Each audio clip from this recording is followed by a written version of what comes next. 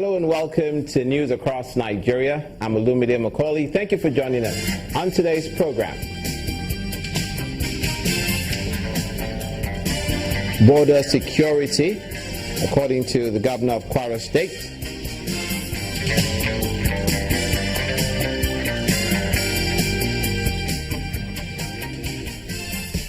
Generating revenue in Benue State.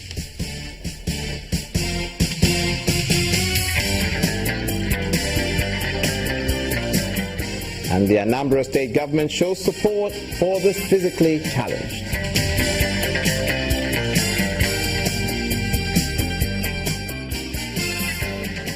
Thank you so much for joining us. We begin with the Kwara State Governor Abdul Fattah Ahmed calling on the federal government to strengthen the nation's security around the territorial boundaries in the face of current global and national security challenges.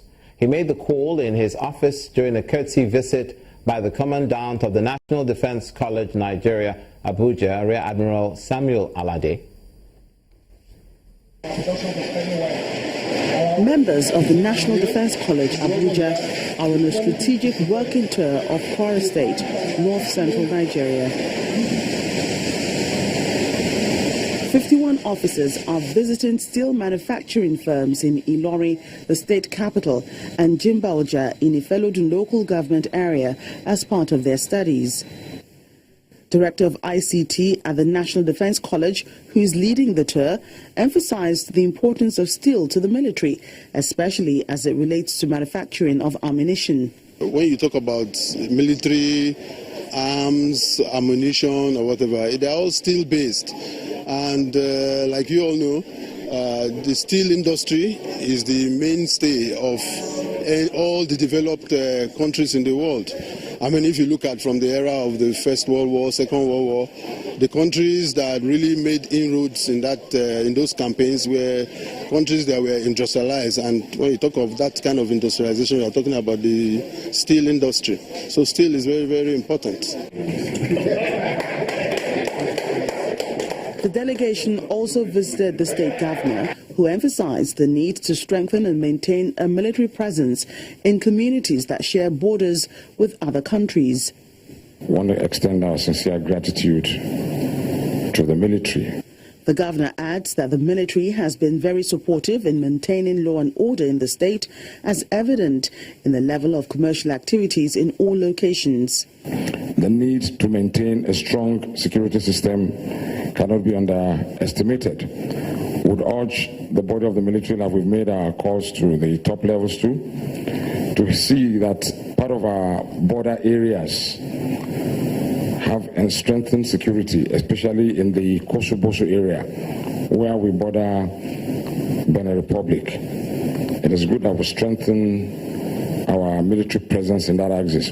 Commandant of the college pledged the military's continued collaboration with the state government to support other security agencies in keeping the state safe. Kwara State is one of the states in Nigeria that is very, very peaceful.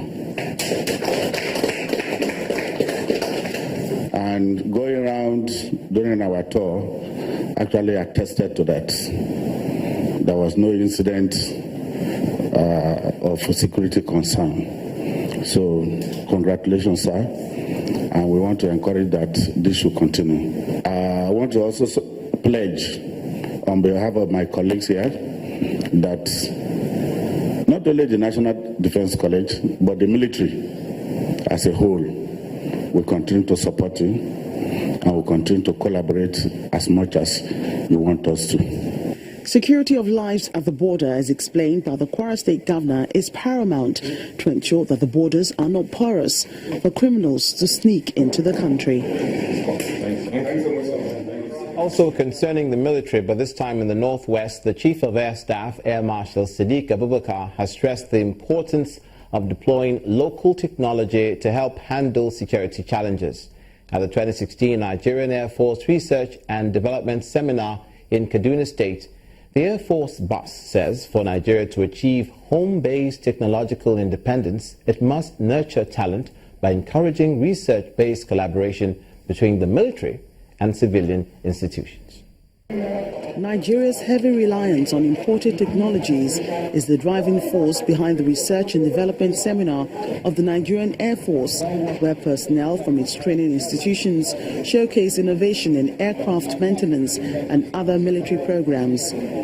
National development is the focal point of this gathering, where the speakers call for an enabling environment to aid research-based collaboration between the military and civilian institutions.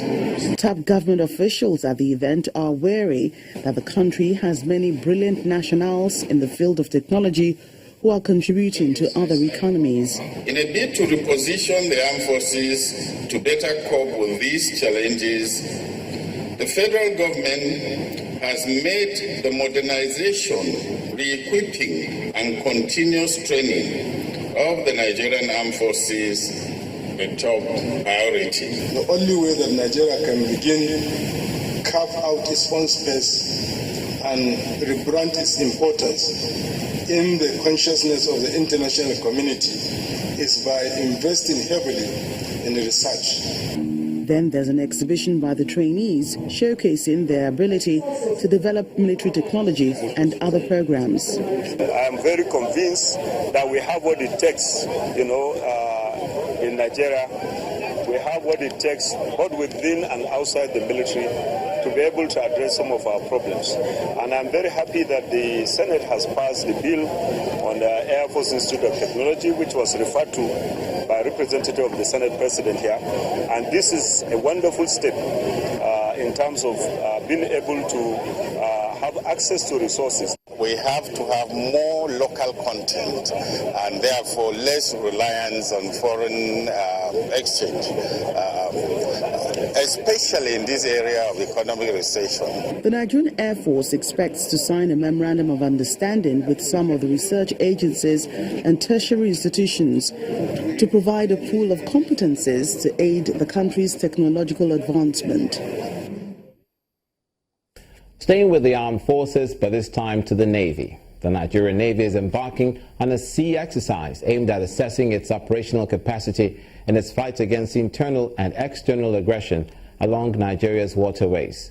The Chief of Naval Policy and Plans, Rear Admiral Jacob Agdani, says the operation, codenamed Exercise Eagle Eye, is set against the backdrop of the increasing number of threats and insecurity within and outside Nigeria's and around maritime domain, which has challenged the operational capacity of the Nigerian Navy.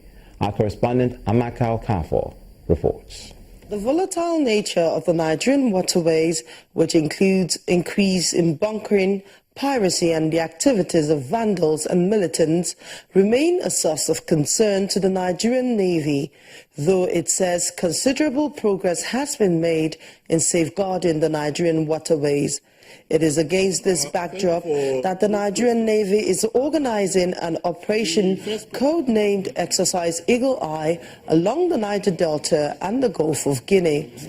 The objectives of the exercise include assessing the readiness and operational state of the Nigerian Navy fleet, as well as test the capability of the operational commands in the conduct of riverine and choke point regime operations. Admiral Ajani explains that the modality of the exercise will also take into consideration other maritime and security agencies in Nigeria. 13 vessels, 80 inshore patrol craft, 2 helicopters, and 2 private maritime security vessels will participate in Exercise Eagle Eye. Exercise Eagle Eye will be used to practice the commands in intelligence sharing with other maritime security agencies, especially with respect to surveillance, threat assessment, and operational engagements. It is expected that the gains from it will be replicated across operational activities of the Nigerian Navy in protecting and safeguarding Nigerian waterways. Amaka Okafor, Channels Television News. You're watching news across Nigeria. Coming up, Edo State begins its end-of-year road safety campaign it calls Crash the Crash, Speed Kills. Stay with us.